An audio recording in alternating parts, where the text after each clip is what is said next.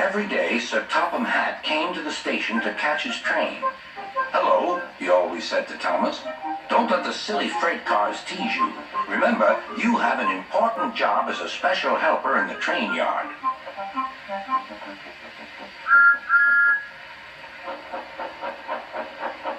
There were lots of freight cars, and Thomas worked very hard pushing and pulling them into place. There was also a small coach and two strange things his driver called cranes. "That's the breakdown train," he told Thomas. "The cranes are for lifting heavy things like engines and coaches and freight cars."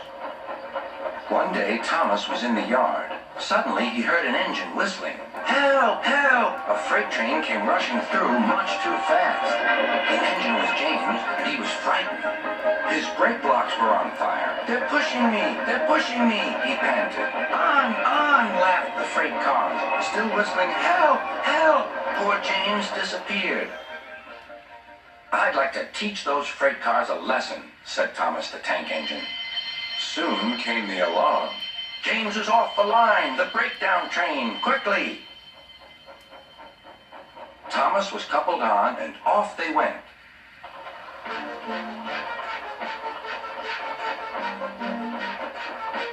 Thomas worked his hardest. "Hurry, hurry, hurry," he puffed. He wasn't pretending to be like Gordon. He really meant it. "Bother those freight cars and their tricks. I hope poor James isn't hurt."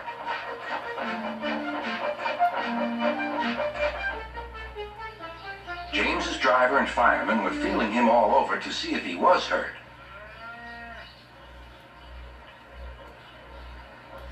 "Never mind, James," they said. "It was those silly freight cars and your old wooden brakes that caused the accident."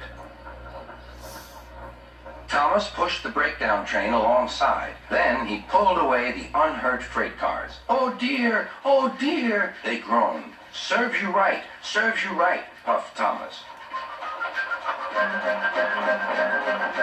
He was hard at work, puffing backwards and forwards all afternoon.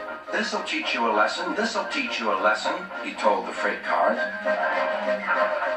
And they answered, "Yes, it will, yes, it will."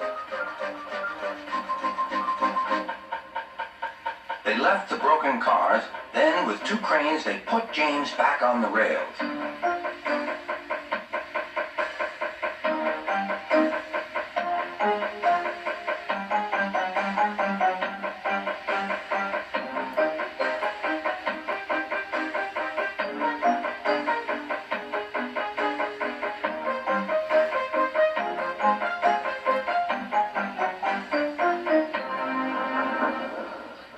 He tried to move, but he couldn't, so Thomas helped him back to the shed.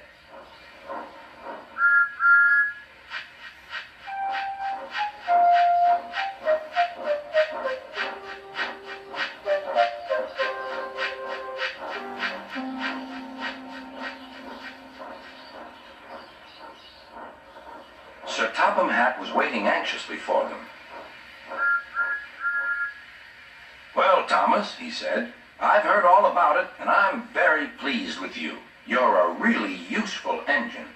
James shall have some proper brakes and a new coat of paint, and you shall have a branch line all to yourself." "Oh, thank you, sir," said Thomas. Now Thomas is as happy as can be. He has a branch line and two coaches called Annie and Clarabelle. He puffs proudly backwards and forwards with them all day.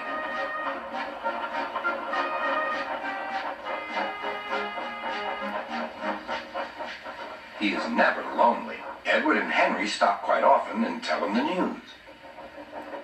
Gordon is always in a hurry, but never forgets to say, "Boop, boop," and Thomas always whistles, "Beep, beep," in return.